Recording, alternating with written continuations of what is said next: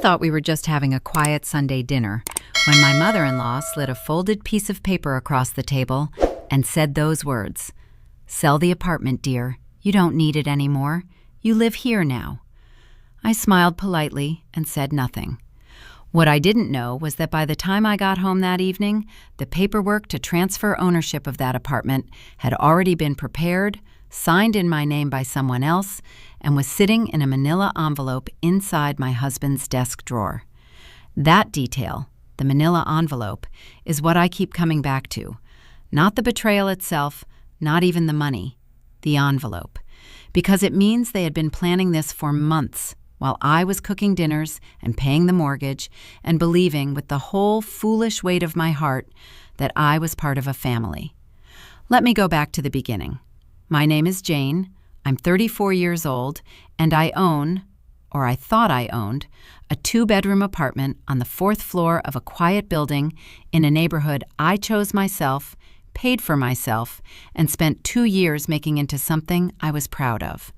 I bought it at 29, before I met Daniel, before the wedding, before his mother Carol became a permanent fixture in the architecture of my life. The down payment came from 5 years of careful saving, from skipped vacations and packed lunches and saying no to things I wanted so I could say yes to something permanent. That apartment was the first real thing I had ever owned outright, the first proof I had given myself that I could build something that belonged to me. When Daniel and I got married 3 years ago, we moved into his house, a larger place he'd inherited from his father, with a yard and a guest room that Carol used whenever she visited, which was often. We agreed that I would keep the apartment and rent it out. It made financial sense.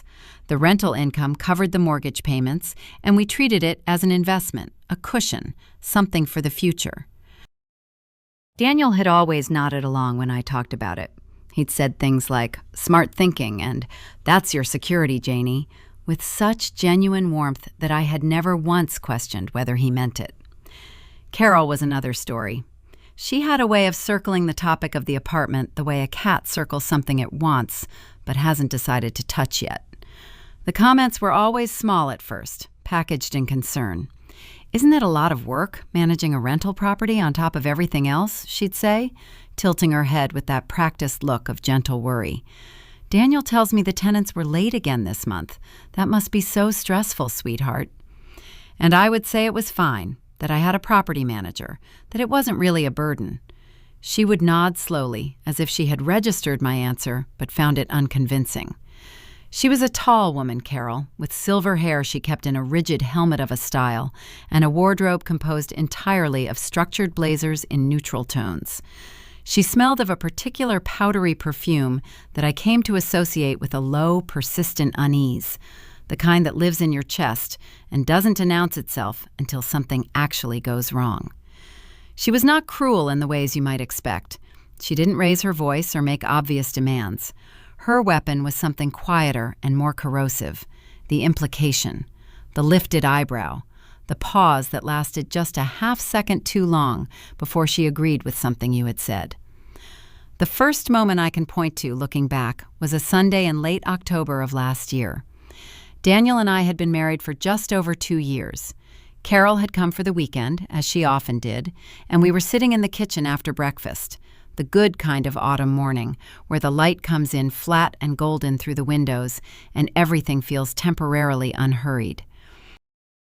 Carol was holding her coffee cup with both hands, looking out at the yard, and she said without turning to look at either of us, "I saw that the Hargrove place on Elm sold for a remarkable price last month.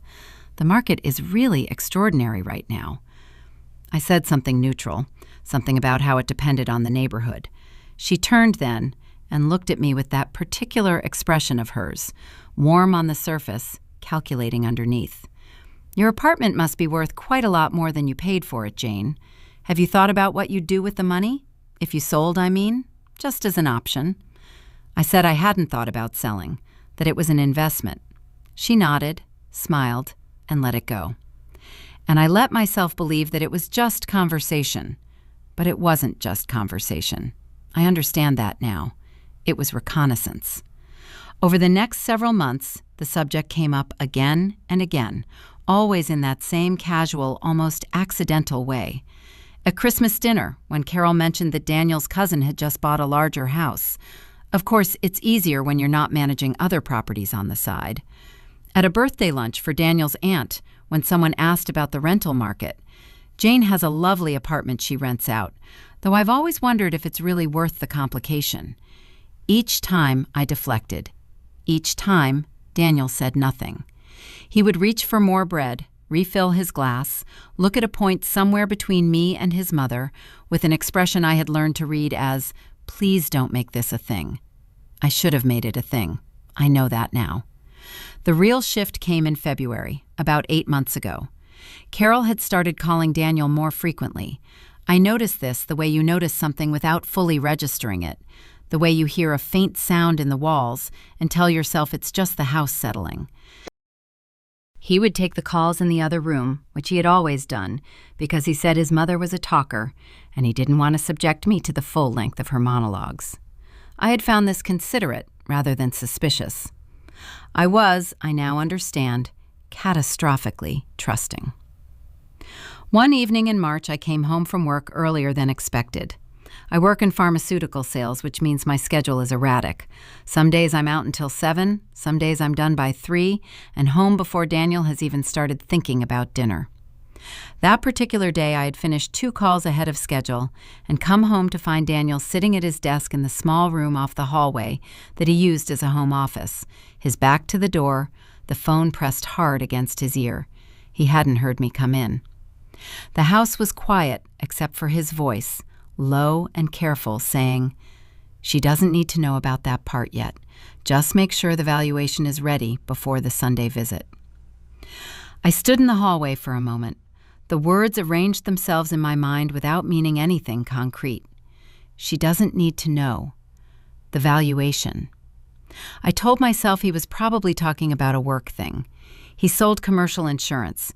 There were always valuations, always deals in progress, always some layer of the transaction that the other party didn't need to see until the right moment. I told myself this with such efficiency that I had almost convinced myself before I'd even taken off my coat. I went to the kitchen and made noise with the kettle. By the time Daniel appeared in the doorway, I was pouring water over a tea bag and looking out the window at the neighbor's oak tree, and everything about me communicated that I had just arrived, that I had heard nothing, that I was entirely untroubled. "You're home early," he said. His voice was easy, warm, the voice of a man with nothing to hide. "Call's finished up," I said. "You hungry?" He kissed the top of my head and said he'd make pasta, and we spent the evening the way we spent most evenings, eating at the kitchen table, talking about small things, watching something on television afterward. I looked at him across the couch and thought, I am imagining things. This is a good man. This is my husband. I was so committed to that story that I almost didn't open the desk drawer 3 weeks later. I had gone into his office to find a stamp. That's all. A mundane errand in my own house. I needed to mail something to my insurance company. I'd looked in all the usual places, and I remembered that Daniel kept a strip of stamps in the shallow drawer of his desk. I pulled it open. The stamps were there, tucked under a pen and a small notepad.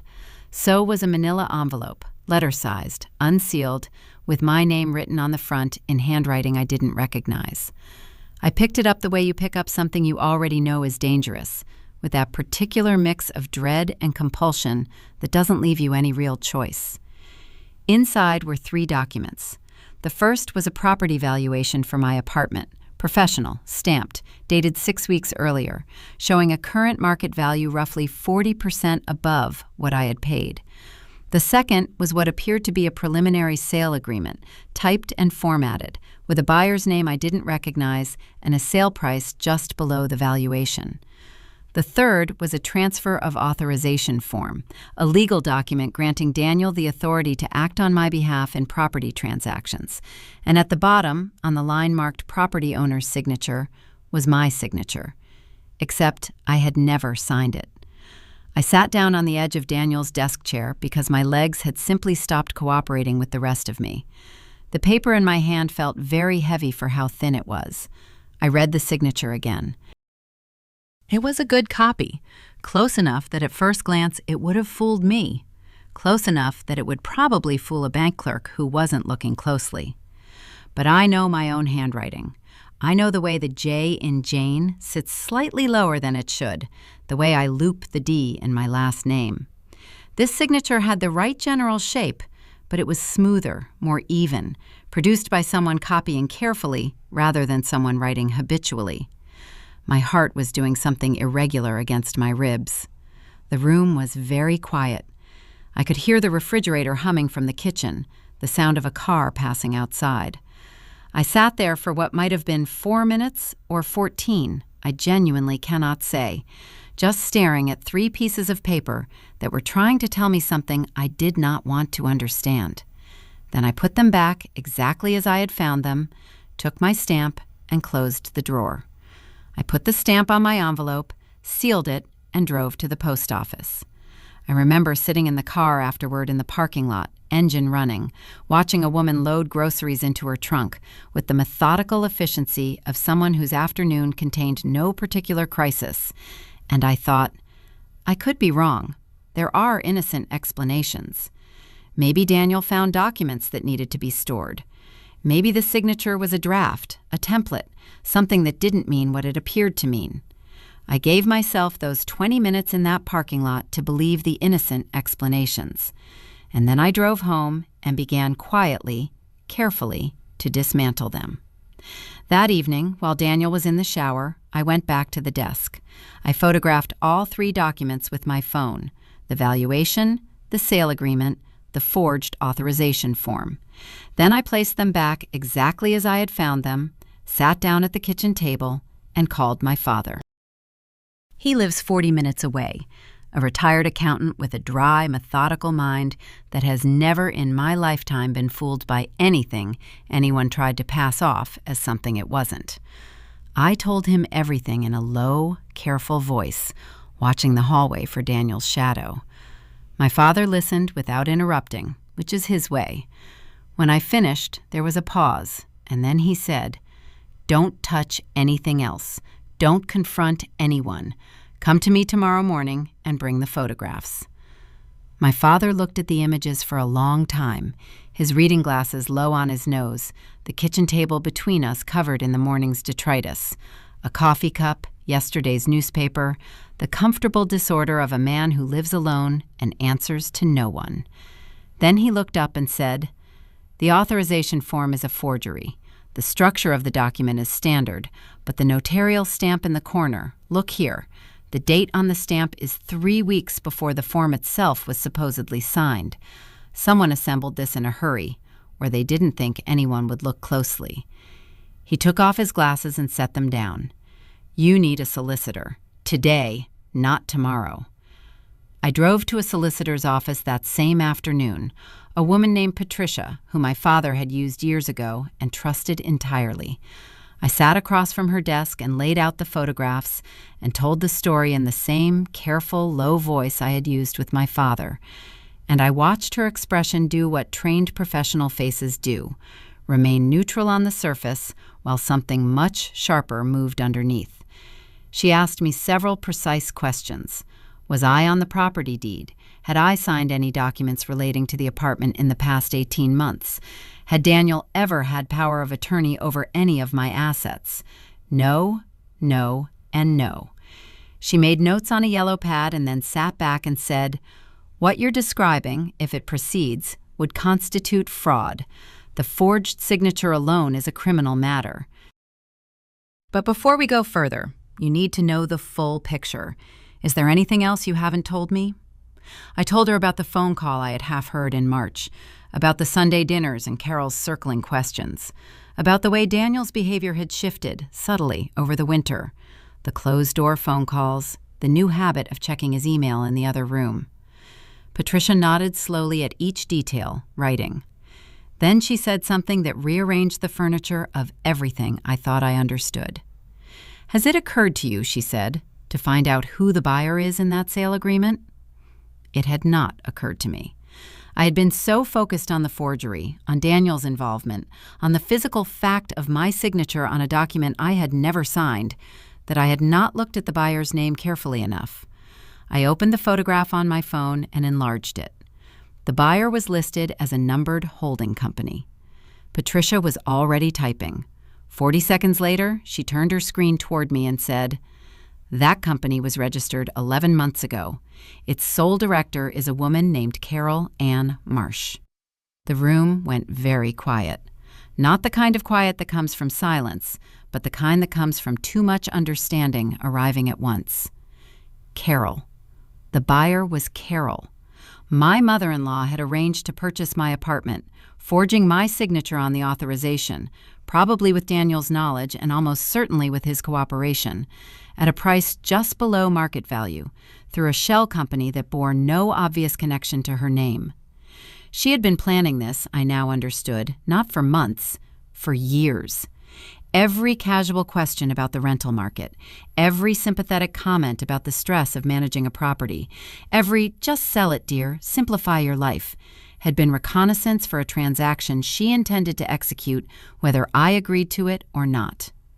I sat in Patricia's office for another hour. When I left, I had a clear set of instructions and a new, cold kind of clarity that felt nothing like anger and everything like resolve. Anger is hot and disorganized. What I felt walking back to my car was neither of those things. It was precise. It was architectural. I knew exactly what I was going to do, and I knew exactly in what order. I drove home. Daniel was in the kitchen when I arrived, standing at the counter with a glass of water, looking at his phone. He looked up and smiled. I looked at him. Really looked. The way you look at something when you already know the verdict. And I thought, he practiced that smile. He has been practicing it for a year. "Hi," I said. "Can we sit down?" His smile flickered, just slightly, the way a light flickers before the power goes out. "Sure," he said. "Everything okay?" I sat down at the kitchen table. I placed my phone face up between us. On the screen was the photograph of the authorization form, enlarged to the signature line. I watched his eyes move to it. I watched the color leave his face in a slow, unmistakable recession, like a tide going out. "I found it 3 days ago," I said. My voice was steady. "I've spoken to a solicitor. I know about your mother's company." I paused. "I'd like you to explain it to me. Start wherever you want, but don't lie to me again, because I already know most of it." He sat down across from me. He said nothing for a long moment, looking at the table, and in that silence I heard every dinner we had eaten at this table, every morning, every ordinary evening when I had looked at this man and believed in the life we were building. Then he said, very quietly, "She asked me to help her. She said it would just be an investment, that you'd get fair value for it, that it would simplify everything. She forged my signature, Daniel." "I didn't know she was going to do that." He looked up. "I swear to you, I didn't know about the signature." "But you knew about the company. You knew she was planning to buy it." The pause was a fraction too long. "Yes," he said, "I knew." Something in me that had been waiting to break simply didn't. It had already broken, 3 days ago in that parking lot, and what was left now was something harder, less easily damaged. I said, "You knew she was planning to acquire my property without my knowledge, and you said nothing. You let me sit at her dinner table and smile and pass her the bread while she was running this scheme with your help." "Jane, she asked you," I said, "and you chose her. You have been choosing her, quietly, consistently, for the entire time we have been married. You let her run her commentary about my apartment at every family dinner, and you said nothing. You took her calls in the other room, and you said nothing. You saw documents being prepared in my name, and you said nothing." I stood up. "That's not a mistake. That's a decision. You made it over and over again."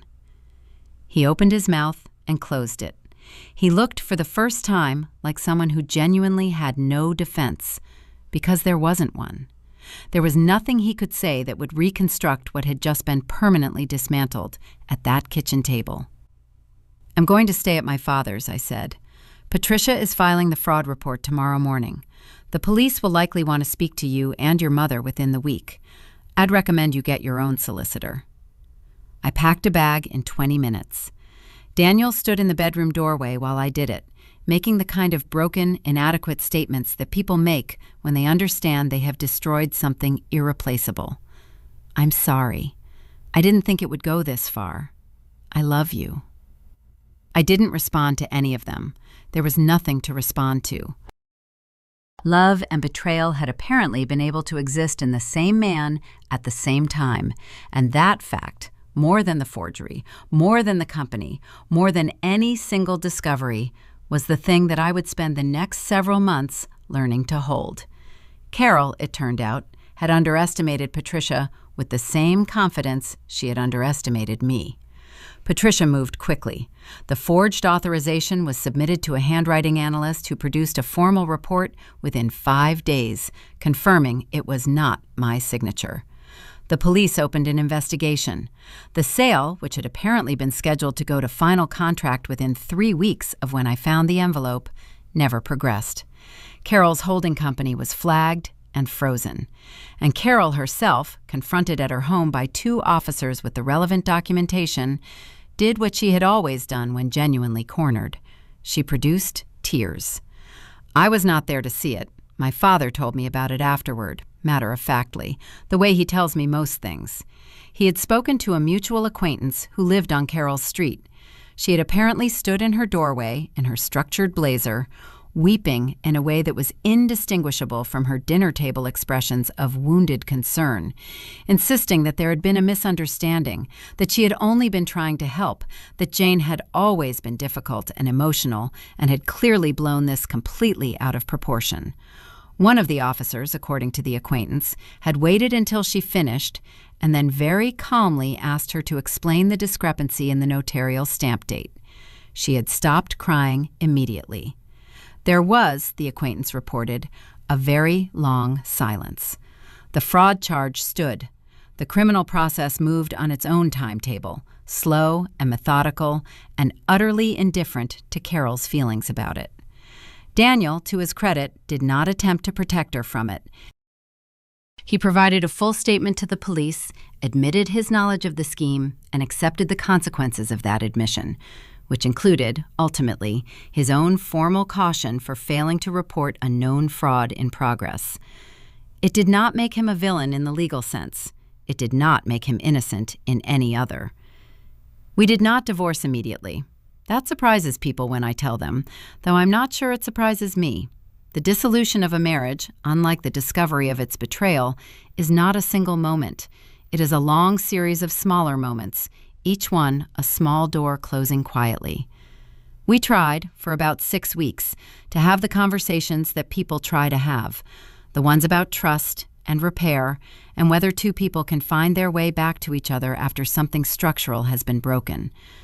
We sat in a therapist's office and said true things to each other, and the true things were painful, and in the end, the truest thing of all was that what Daniel had done was not an impulsive mistake. It was a pattern. A long, well-established pattern of choosing his mother's agenda over my safety. I could forgive him in the complicated, imperfect way that people forgive things that have nonetheless changed them permanently. I could not rebuild a marriage on the same foundation that had already failed. The papers were filed 4 months after I found the envelope. I moved back into my apartment in the spring. It looked the same rooms, same light through the same windows, same 4th-floor view of the same quiet neighborhood, and it felt entirely different in the best possible way. The tenants had moved out the previous December, which meant the apartment was empty when I returned, and I spent 2 weeks relearning its particular sounds and rhythms and the exact quality of the morning light in the kitchen, which I had missed without knowing it. My father came to help me move boxes, and at one point, I found him standing in the living room window, looking out at the street below, his hands in his jacket pockets, and he said, without turning around, "You know, when you called me that night, I thought to myself, she's going to be all right. She called me instead of confronting anyone. She thought first." He paused. "That's the thing I've always admired about you. You think first." I didn't say anything. I set down the box I was carrying and went to stand beside him at the window, and we looked out at the street together for a moment. The ordinary afternoon traffic, a woman walking a dog, a delivery van double parked outside the bakery on the corner. And I felt, for the first time in what had been a very long year, something that was simply and uncomplicated peace. The legal case against Carol concluded 8 months later with a suspended sentence and a fine that was, frankly, smaller than it should have been. The law, as Patricia had warned me from the beginning, is more interested in procedure than in justice, and the two are not always the same thing. Carol did not apologize. I did not expect her to. People who believe themselves to be the protagonists of their own story rarely apologize for the plot choices they make on behalf of other characters. What I got instead was simpler and, in the end, more durable. I kept my apartment. I kept the thing I had saved for and chosen and built, the first real proof I had ever given myself that I could construct something permanent. Carol had wanted it, schemed for it, forged documents to obtain it, and she got none of it. There is a particular satisfaction in that outcome that I have found to be, if not exactly warm, then solid, something you can put your weight on. Some evenings now I sit on the small balcony with a glass of wine and listen to the city doing its usual evening things. The distant traffic, the neighbors' wind chimes, the particular quality of dusk in a neighborhood you chose yourself. And I think about the word yours, how small it sounds, how much it contains. This apartment is mine. It has always been mine. And that, in the end, was never really Carol's decision to make.